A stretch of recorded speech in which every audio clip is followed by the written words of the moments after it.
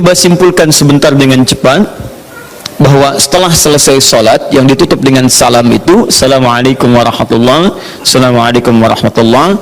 Kata Al-Quran, jangan terburu-buru untuk beraktivitas yang lain sebelum anda menyempurnakan satu amalan, yang amalan ini begitu dahsyat dalam pandangan Allah Subhanahu wa ta'ala. Amalannya disebut dengan zikir. Di tulisan kami sudah disebutkan rincian amalan plus dengan dalil-dalilnya. Ya, saya persingkat.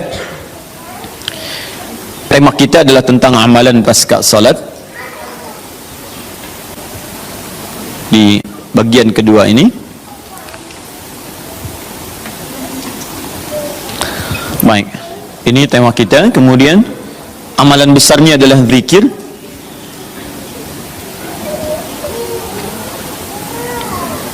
Dalilnya di Quran surah keempat An-Nisa ayat 103.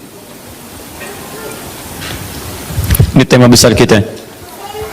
فَإِذَا قَضَيْتُمُ الصَّلَاةَ فَاذْكُرُوا اللَّهَ. Fokus. Maka jika anda telah tuntas mengerjakan salat, segeralah berzikir kepada Allah Subhanahu wa ta'ala. Ingat, amalan pasca salat yang diutamakan apa? Zikir.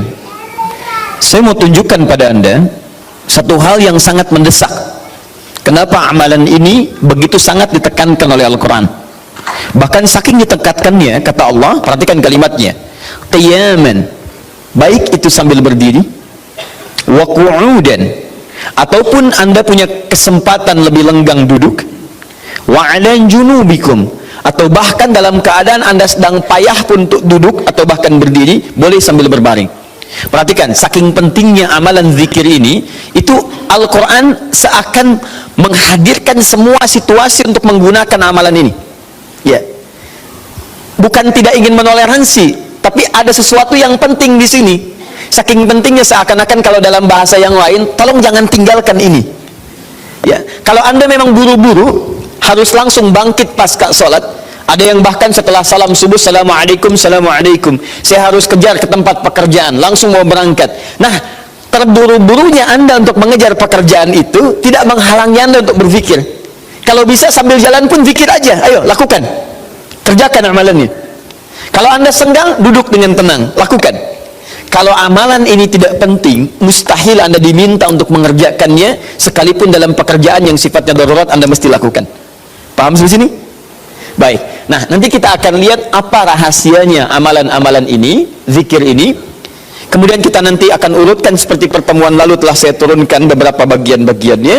Nanti kita akan gali apa esensi dan rahasia di balik kalimat-kalimat zikir yang kita sampaikan itu. Baik, saya percepat. Zikir seperti pertemuan lalu adalah setiap aktivitas yang mampu mengingatkan dan mendekatkan kita dengan Allah Subhanahu wa ta'ala. Jadi ada dua nih, satu ingat, kedua dekat. Awas, ini selalu menyatu, terkait, berkelindan, tidak akan pernah berpisah. Di orang yang ingat Allah pasti memiliki kedekatan dengan Allah. Jelas ya? Baik, jadi kalau cuma ingat tidak membuat dia dekat, ini bermasalah. Ketika seseorang ingat pada Allah, hubungannya menjadi dekat dengan Allah. Ketika menjadi dekat, maka dia akan dipelihara oleh Allah Subhanahu wa ta'ala, dipelihara dari maksiat dan segala yang menyulitkan dia dalam kehidupannya. Makanya mustahil ada orang berzikir tapi berbuat maksiat kepada Allah. Apa nih?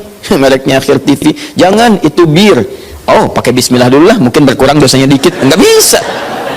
Jadi tidak akan bersanding taat dengan maksiat. Anda ingat Allah, mustahil berbuat maksiat. Ya, maaf, seorang karyawan yang ingat Allah tidak akan bermaksiat dalam pekerjaannya. Seorang ibu istri yang ingat Allah tidak akan bermaksiat dalam rumah tangganya. Seorang anak yang ingat Allah tidak akan pernah bermaksiat dalam kehidupannya. Maka dari itu, nanti kita akan lihat puncak zikir, apakah hanya dalam pasca sholat saja atau dalam aktivitas yang lainnya. Maka yang pertama, ini akan membantu mengingatkan dia kepada Allah. Yang kedua, membuat hubungannya dekat dengan Allah Subhanahu wa ta'ala. Nah, amalan ini ada setidaknya 6-7 amalan. Hari ini saya janjikan untuk mengurutkan amalan-amalan ini. Ya, saya ingin tes dulu apakah Bapak Ibu masih ingat atau tidak. Satu apa? Istighfar. Istighfar. Saya tuliskan satu, istighfar. Apa dalilnya? Cepat saja, kalau tidak tahu katakan apa? Allahu a'lam. Baik, masih ingat saya sebutkan kemarin hadis Nabi di riwayat Muslim hadis 591? Masih ingat? Baik, ini ada istighfar. Baik, yang kedua apa? Allahu a'lam. Enggak ada, Bu. Allahu a'lam. Baik. Assalamualaikum warahmatullahi wabarakatuh. Assalamualaikum warahmatullahi wabarakatuh. Astagfirullah, astagfirullah, astagfirullah. Allahu a'lam, Allahu a'lam. Enggak ada. Baik. Baik, kita lihat ini istighfar atau masuk kepada kalimat thayyibah. Dalilnya Quran surah keempat ayat 103, kan? Kemudian yang kedua, bisa juga bacaan Al-Quran. Bacaan Al-Quran. Baik, Quran surah ke-15 dalilnya ayat ke-9. Ya inna nahnu nazzalna dzikra. Kami telah turunkan Al-Quran sebagai zikir. Jadi kalau Anda baca Al-Quran, itu Anda sedang berzikir. Kemudian bisa juga hafalan Al-Quran. Anda menghafal misalnya.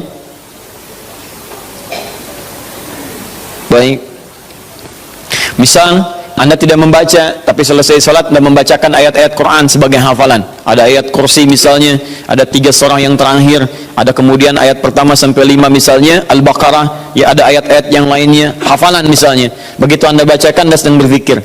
Dalilnya Quran surah ke-54 ayat 17, ayat ke-22, ayat 32, ayat ke-40. Ketika Allah menyebut para penghafal Quran, menyebutnya dengan proses berzikir. Walaqad yassarnal Qur'ana lidzikri. Kami telah mudahkan Al-Quran sebagai zikir. Ya, hafalan di sini zikir, untuk dihafal, untuk berzikir. Jadi kalau Anda pasca salat kemudian membaca ayat-ayat Quran dalam hafalan bukan menggunakan mushaf, maka Anda sedang berzikir kepada Allah Subhanahu wa taala. Dan nilainya 4 kali lebih banyak dibandingkan dengan yang membaca. Ya. Nah.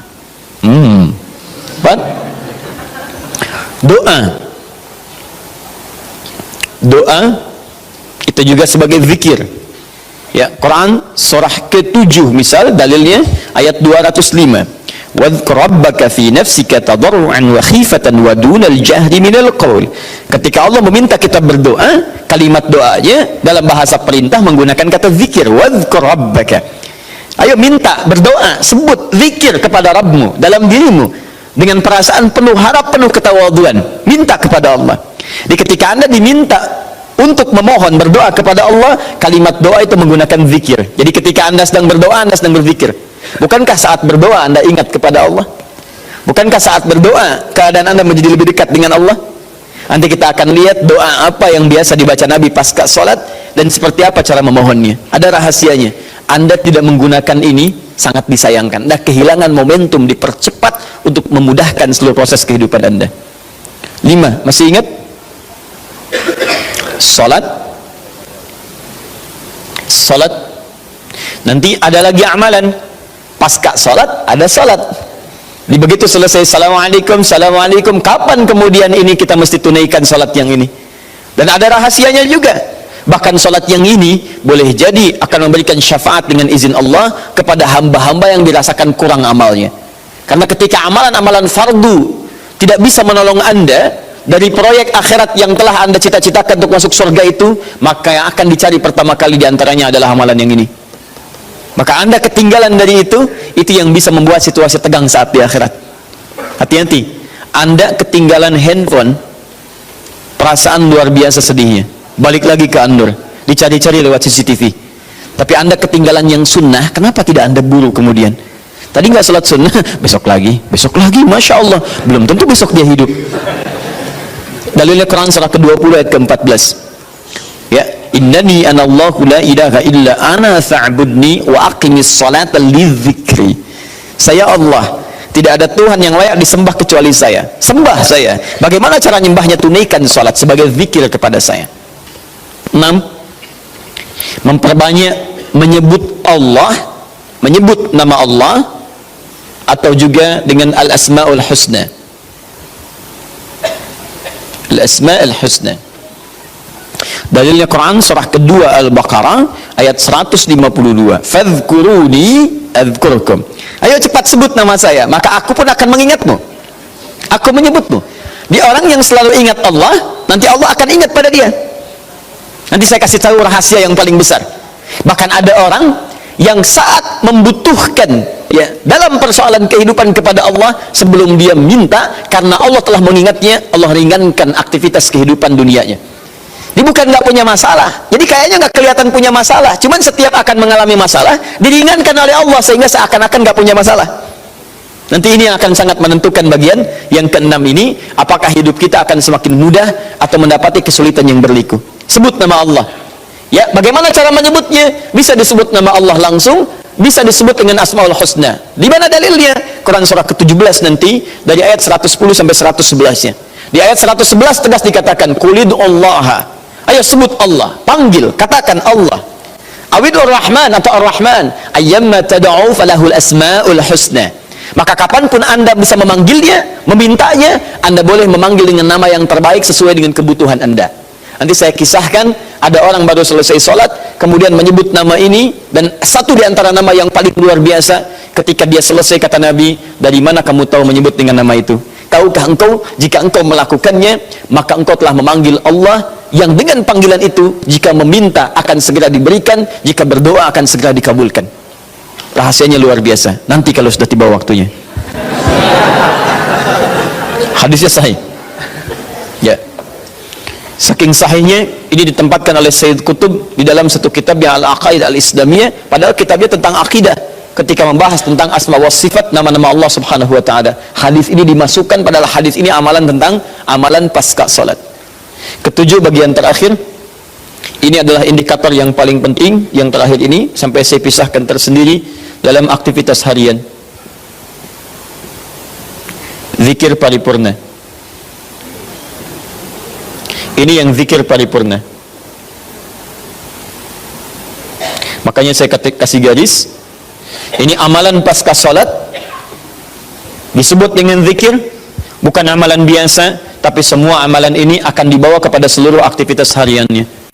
Bukankah pasca salat ada yang jalan, pasca salat ada yang kerja, pasca salat ada yang makan, pasca salat bahkan ada yang masak, pasca salat ada yang bicara? Maka orang yang pasca salat zikirnya itu benar, latihan zikirnya, maka makannya adalah makan dengan berzikir kepada Allah, bicaranya zikir kepada Allah, jalannya zikir kepada Allah subhanahu wa ta'ala. Nanti saya turunkan ayat-ayatnya, bagaimana orang berjalan sambil zikir, bagaimana orang kemudian makan zikir, bagaimana orang bicara zikir. Jangan-jangan selama ini kita hidup 24 jam tapi aktivitas kita tidak dalam rangka zikir kepada Allah subhanahu wa ta'ala. Nah, dalilnya Quran surah ketiga Ali Imran ayat 190 sampai 191. Inna fi khalqis samawati wal ardi wa ikhtilafil laili wan nahari la ayatin liulil. Siapa ulul albab itu? Ayat selanjutnya, alladzina yadhkurunallaha. Mereka itu orang-orang yang senantiasa zikir pada Allah subhanahu wa ta'ala, qiyaman, dalam keadaan dia berdiri, wa qu'udan, ataupun dia duduk, wa ala junubihim, atau bahkan sedang tidurnya. Tidurnya disebut sebagai zikir, berdirinya disebut sebagai zikir, duduknya disebut sebagai zikir. Dan ahli zikir ini adalah orang-orang yang akan dimuliakan bahkan oleh Allah ketika kembali ke akhirat nanti, dan dipuji-puji oleh Allah subhanahu wa ta'ala.